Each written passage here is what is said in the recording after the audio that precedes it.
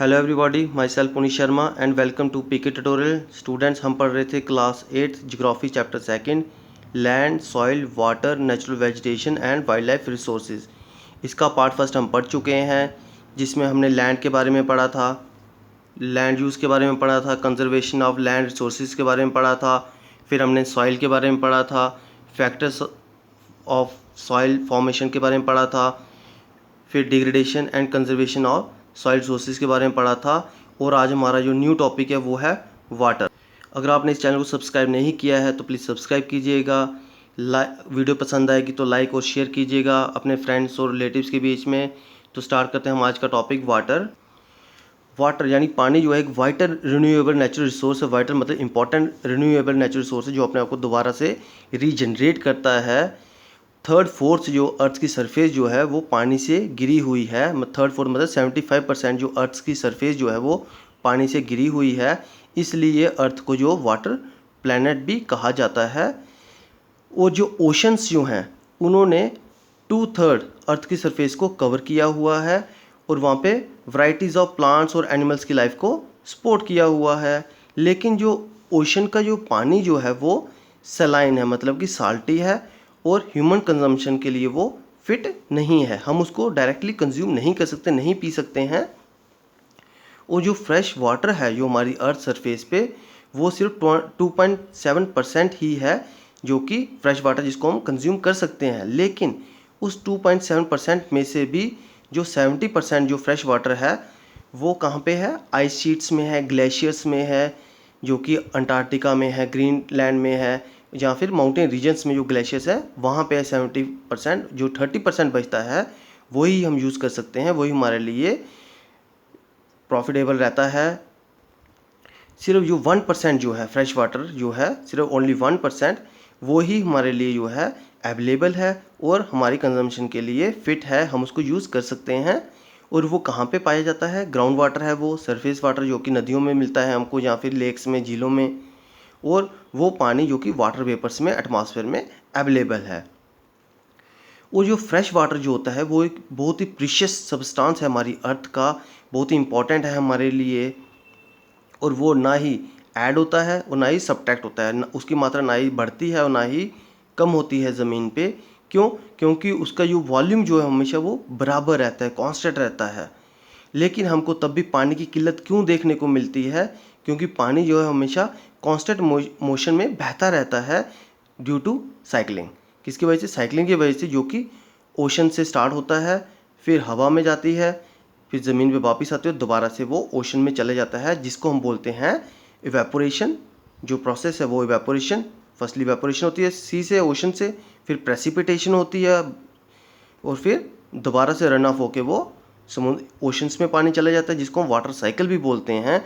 Water cycle क्या होता है कि जो ओशन है आपका वहाँ से पानी इवेपोरेट होता है, फिर कंडेंसेशन होती है और फिर प्रेसिपिटेशन होती है और दोबारा से रन ऑफ होकर वाटर जो है वो दोबारा से ओशन में चला जाता है। ये है साइकिल जो है वाटर का, जिसको हम वाटर साइकिल भी बोलते हैं।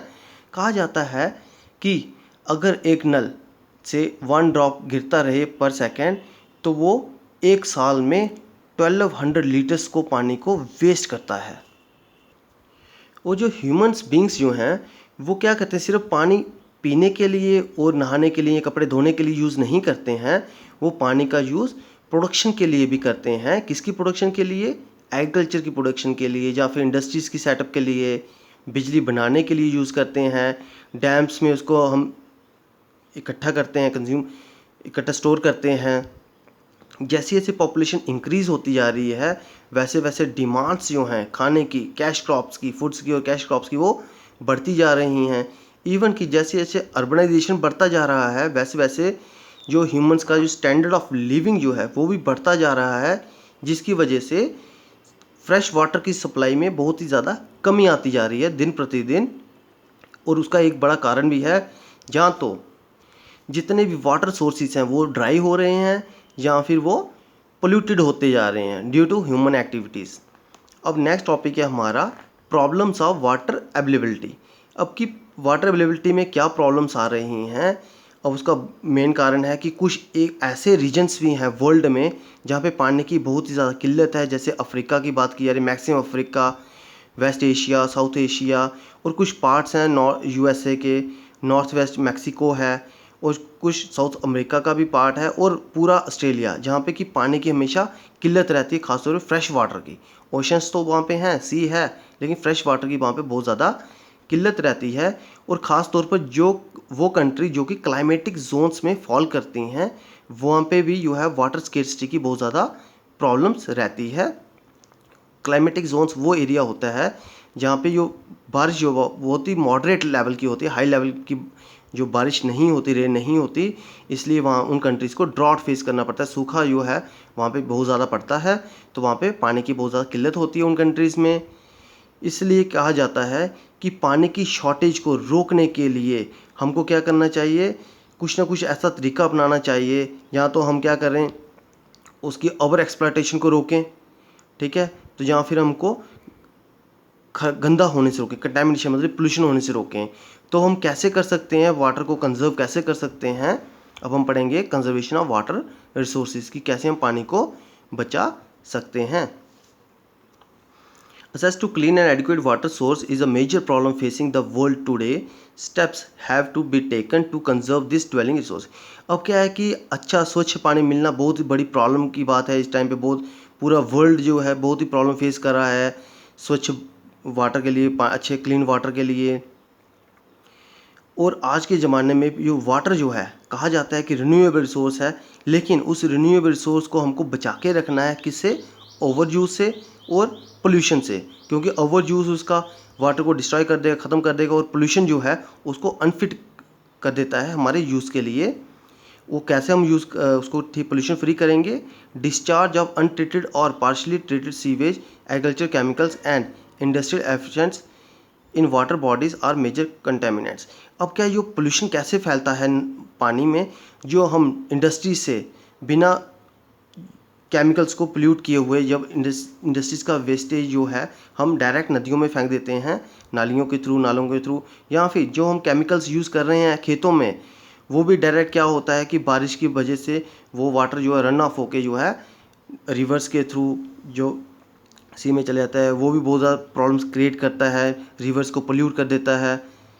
दे pollute water with nitrates, metals and pesticides. और जितने भी सीवरेज आता है आपके इंडस्ट्रीज, अनट्रीटेड वाटर आ रहा है या फिर एग्रीकल्चर से केमिकल्स आ रहे हैं, तो वो हमारे वाटर को पोल्यूट कर देता है, जिसमें कि निट्रेट्स होता है, मेटल्स होते हैं, पेस्टिसाइड्स बहुत ही मात्रा में पाया जाता है। Most of this chemicals are biodegradable and reach human bodies through water. अब क्या है कि बहुत से केमिकल्स जो होते हैं जो वाटर पोल्यूशन में पाए जाते हैं, वाटर में पाए जाते हैं ड्यू टू पोल्यूशन, बहुत ही वो क्या होते हैं नॉन बायोडिग्रेडेबल, जो कि ख़त्म नहीं होते हैं। नॉन बायोडिग्रेडेबल वो चीज़ हो गई जो हमारे लिए बेनिफिशियल रहती है, और नॉन बायोडिग्रेडेबल वो चीज़ हो गई जो हमारे लिए बेनिफिशियल नहीं है। तो बहुत सी केमिकल्स जो वो नॉन बायोडिग्रेडेबल होते हैं और ह्यूमन बॉडी में एंटर कर जाते हैं पानी के ज़रिए। Water pollution can be controlled by treating these effluents suitably before releasing them in water bodies. कि पानी को हम पोल्यूट होने से तभी बचा सकते हैं अगर हम जब इंडस्ट्री से बहता हुआ पानी जब नदियों में जा रहे हैं हम उसको ट्रीट करके भेजें, साफ करके भेजें। Forest and other vegetation cover slow the surface run off and replenish ground water. Water harvesting is another method to save surface run off. अब क्योंकि जो फॉरेस्ट और जो वेजिटेशन कवर जो है फॉरेस्ट का, वो क्या करता है कि पानी को बहने से रोकता है और अंडरग्राउंड होने में भी मदद करता है। और दूसरा जो बड़ा जो कंजर्वेशन मेथड है वो है rain water harvesting. The canals used for irrigating fields should be properly line to minimise losses by water seepage. हम कैनल्स भी यूज़ कर सकते हैं खेतों में पानी पहुंचाने के लिए, ताकि जो है पानी का जो है कम से कम वेस्टेज हो। Sprinkles effectively irrigate the area by checking water losses through seepage and evaporation। जो स्प्रिंकल्स जो यूज़ करते हैं, एक मेथड है वाटर स्प्रिंकल का, उसको भी हम यूज़ कर सकते हैं कि पानी की जो है कम से कम जो है उसका लॉस हो। In dry regions with high rates of evaporation, drip or trickle irrigation is very useful. The valuable water resource can therefore be conserved by adopting these means of irrigation। क्यों ड्राई रीजन है वहाँ पे हम एक नया method अपना सकते हैं, ड्रिप एंड या फिर ट्रिकल मेथड जो है इरिगेशन का उसको अपना सकते हैं। और हमारी कोशिश ये होनी चाहिए कि जो वैल्यूएबल रिसोर्स है, वाटर रिसोर्स जो वैल्यूएबल है हमारे लिए, वाइटल रिसोर्स है, उसको हमको कंजर्व करने, बचाना चाहिए, चाहे कोई भी तरीका हो। अपने से सूटेबल मेथड को अडॉप्ट करके हमको इस वाटर रिसोर्स को बचाना चाहिए। तो स्टूडेंट, हम सबको ही कोशिश करनी, ना कि सिर्फ गवर्नमेंट को, हम सबको मिलकर कोशिश करनी चाहिए कि हम उस वाटर रिसोर्स को बचा सकें। तो स्टूडेंट, ये था हमारा टॉपिक वाटर। नेक्स्ट वीडियो में हम पढ़ेंगे natural vegetation and wildlife. Bye, take care.